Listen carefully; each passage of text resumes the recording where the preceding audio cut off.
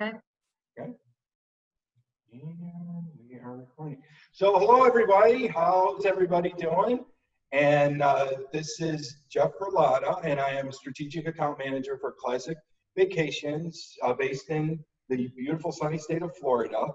And my lovely and talented co-host is Sarah Rahl. And Sarah, I don't know, I keep forgetting your territory, so let us know what your territory is. Yes, I'm located in St. Louis, Missouri. In St. Louis, Missouri, absolutely. And you cover a lot of the Midwest. So I do. I have 8 states. So thank you for joining us today. This is our spotlight, our partner spotlight series, and I have a wonderful guest for us today.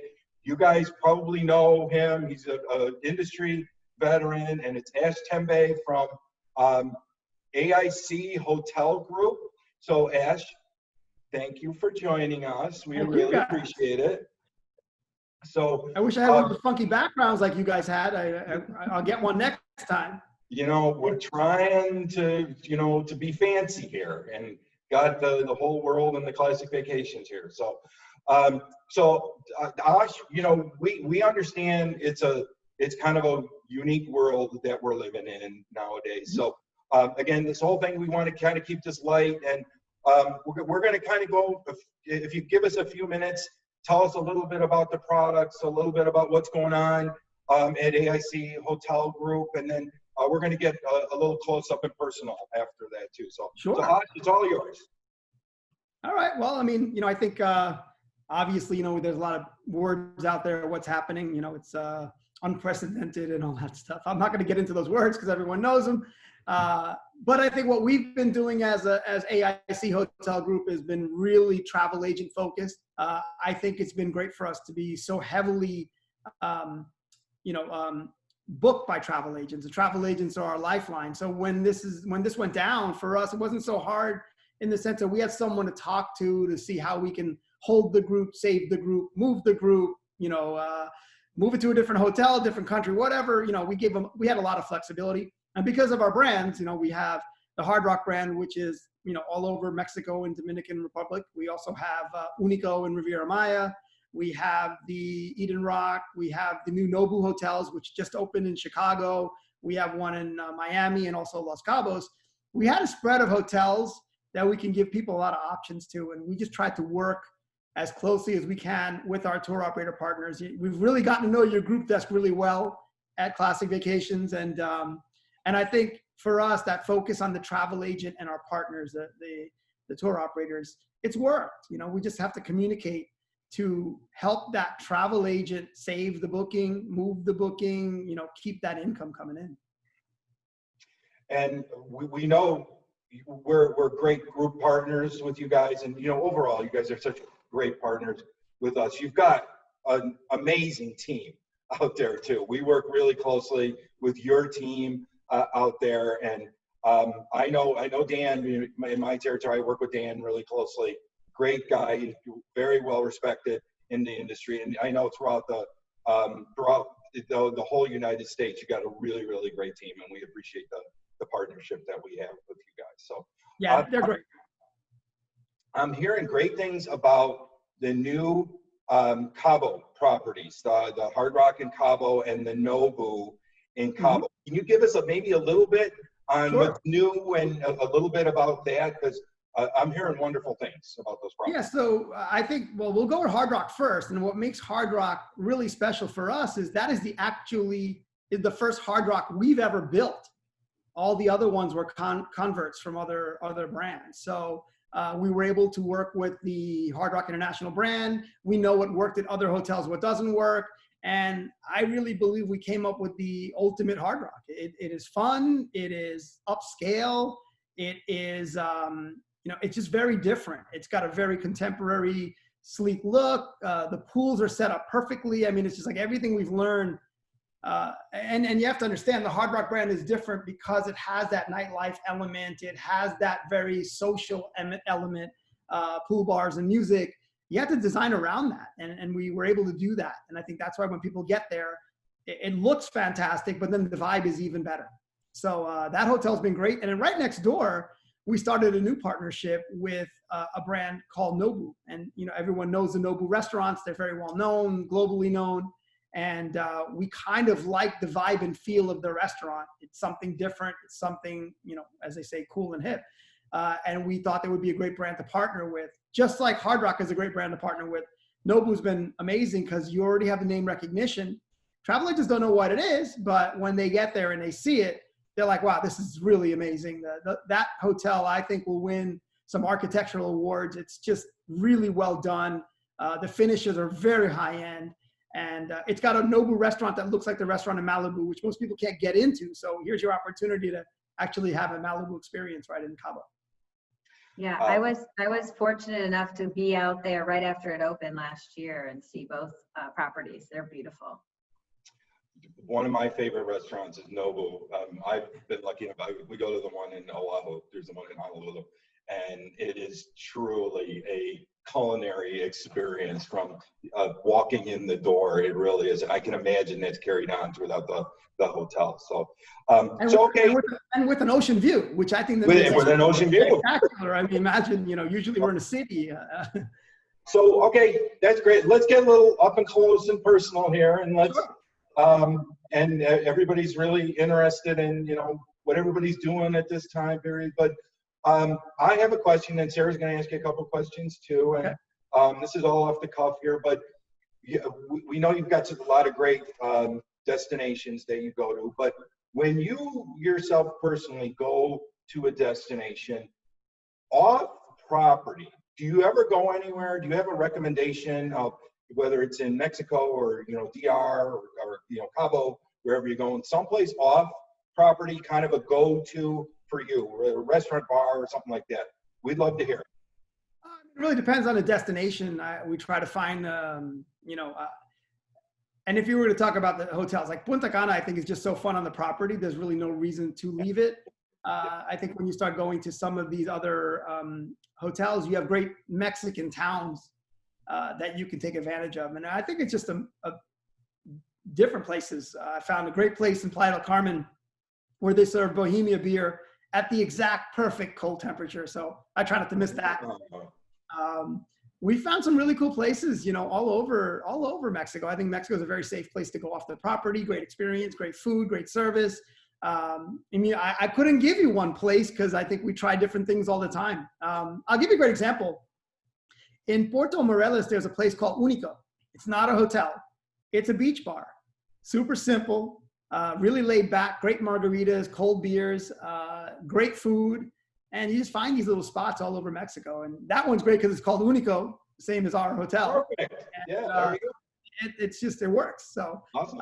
Great. Tons of places. And when it comes to like vacationing in general, I think just like every other family, I'm not in charge. My wife's in charge of that. So wherever she says to go, I try to figure out how I can enjoy that destination. Awesome. Nice. Sarah? Yeah, so can you tell us a little bit about your career and how you started with the travel industry, how you got into the role you are in now? So my mom is a travel agent. Continues to be a travel agent. And when I was a kid, my brother and I, she was a single mom, and a lot of times we sit in the back room of that travel agency. And as I got older, I started watching sales reps come into the office, and I would rate them on how good they were. I would sit in her office. She had like a window in the office, and we would rate the BDMs as they came in. And I think that's how it started, I guess. I mean, I can't explain. I used to stamp brochures back in those days. We used to throw the garbage. We used to mess around with the copy machine because we were kids. And I remember her original boss gave me 50 cents to do something. And that's the first money I made in the travel industry for stamping some brochures. Then after that, when I got out of college, I went and started working for Pan Am, and I was in the accounting department. I realized I hated being an accountant. And then I went to a wholesaler that only sold Jamaica out of New York. After that, I worked for Sandals for 15 plus years. Then I went to Royal Caribbean Cruise Line, so I got a little bit of cruising experience as well, which, I've learned from all of these companies. They're really dynamite and dynamic companies. After that, I worked for a very I actually went to India for a year and a half, and my wife was working there, and I didn't work. And I realized at that point in my life, I will not retire. company will have to ask me to walk me out the door with my boxes before I retire. So I was so bored. And now, you know, obviously now I'm with Hard Rock and AIC. Awesome. Great. And, you know, you really have a wonderful reputation in the business. And, you know, for us, we really have nothing else other than our reputation. And, you know, we've all been around long enough. And everybody that I know speaks very, very highly of you and your team there. So that really is a lot to be said on that. And again, we truly appreciate your partnership. So let me ask you. That part of it, though, with the BDM and what we do different with our BDMs is we really just empower them. And every single year, I sit with them. And, you know, I think a lot of times the boss is the boss. But in my case, I work for a lot of people. And, you know, I don't really do top down. I do bottom up. And I give them the power to make decisions. And if they feel like, I mean, I'll give you the analogy that kind of always cracked me up, but you know, you guys probably go through this as well, but you find a great travel agent and they're really excited and they want to do a co-op, and the co-op's like $700. So you got to go back to your office because you don't have $700, and you got to call your boss who has no idea who that person is, was not in that room with you to see the passion of that travel agent. Then you got to talk that dude or lady into like giving you $700, and they don't even know who that person is.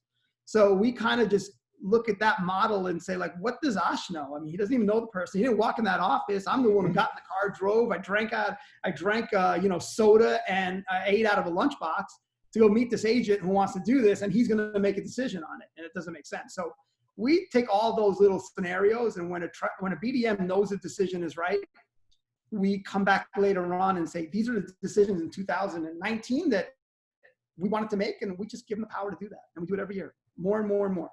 Yeah, and agents appreciate that too. They really do. That you don't need approval on everything. It's like, hey, let's get it done. And I know they appreciate that. So let me ask you. You're obviously a world traveler. Where's your favorite destination outside of where your hotels are? If you had to pick, hey, this is where I'd love to go. Please share that with us. Tough question.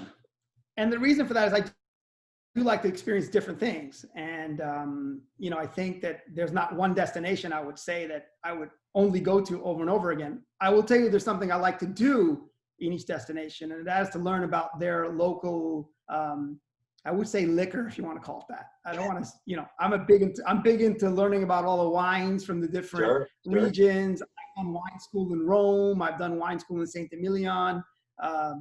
I took a school of on sherries in Jerez. So that's kind of like my thing. I enjoy to learn that part of it. You know, when we went to Champagne region, you know, learning all the different champagne houses versus the big ones.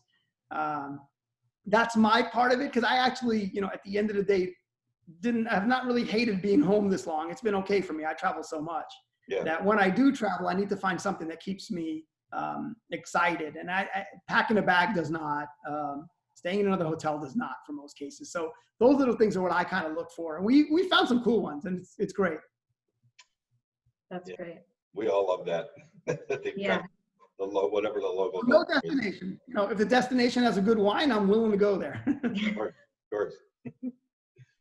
So if you were able to get back out and travel, or when you are able to, what is the next place on your bucket list that you would like to go to? Well, bucket list or gotta do list. I have a gotta do list that I have to do. We're gonna go bucket list, because we know you're gonna have to be a lot of places. The gotta do is a good one. I'll tell you why it's a good one. Oh, okay. Okay. I have not traveled since March, and I'm executive platinum on the airline I fly. So I have not flown. My first trip is going to be dropping my son off to school, and he got accepted to the University of California in San Diego. So we're going to go to San Diego as our first flight. I'm excited because I haven't been on a plane in a while. I get to go through Dallas on the way, which I actually enjoy that airport. There's the Amex Lounge, and I'm looking forward to getting back in that swing of those little things that made me kind of like bypass time on airports and stuff. I had a whole system, and so I'm really looking forward to that. And it's not just the bucket list. It's, you know, we really enjoy that town of La Jolla, to go back to it, and, you know, to get we have to shop for his clothes. We have to shop. It seems like a very different experience, but it's going to be really kind of exciting. And that'll be that's great. and we're really Congratulations. excited about it. I mean, I feel like it's a great destination. And it is on my bucket list. I want to drop that kid off and get him out of here. High on my bucket list. Yeah, I think for us, I'm sure I speak for Sarah also, you know, this is, being on the road is so much of our lives. I mean, we're so used to that. You know, we work from home, but, you know, we always have a suitcase packed. I mean, we always spend time. And I haven't traveled since February. I mean, I haven't been on a plane since February. And it's like, I think we're all are really itching to get back out on the road. So I know exactly what you're talking about. So during this time period, everybody is sort of, or a lot of people are like kind of learning new things. Like I'm working on my cooking. I made pasta by hand the other day. I never made that before. Anything that you're doing like that, any new skills or anything that you've been kind of focusing on during this off time period? We'd love to hear that. Yeah, I mean, I think probably the coolest thing I've been doing, people just laugh when they hear I did this, but when I was a kid, I used to frame houses, and I worked in construction, and I worked for a big condo company at one time. So I have a little bit of like that experience of building things. So I have taken on a lot of little projects in the house, as well as not projects that I can't do. Like I can't pour concrete, but I can plan it pretty well. And I think that because I never get this much time to focus on my house, we've really focused on the house. We actually got rid of our little basketball court and made a garden out of it. My wife's gotten really into gardening, and I've been into like, you know, figuring out where we're gonna get the stuff. I redid like a storage room into like almost like a rock star tool shed, you know, with all kinds of like things to hang tools on. We installed a fountain. I mean, we've just done, you know, and nothing crazy expensive, just stuff we could do ourselves. And that's been really awesome. We painted a bunch of old chairs that were sitting outside, all damaged by the weather. We redid those and enjoying those. So I think what we're getting out of it is enjoying our own home. That we all spend a lot of money on these homes, and for us, we're never there. Right. Yeah. Very true. Very true. So. Lots of home projects for sure. That's great. Oh, and I'm changing air filters on time. Yeah. That's something I never did. It could go 6 months. Yeah. Well, thank you so much for joining us today, Ash. We really appreciate your time. We've enjoyed getting to know you a little better, and we really look forward to building upon our relationship. It's already strong with AIC Hotel Group and Classic Vacations, as we've discussed, but look forward to build upon that more as we go into next year. So thanks so much for joining, and have a great day, everyone. Thank you. Thank you. Thank you. Okay.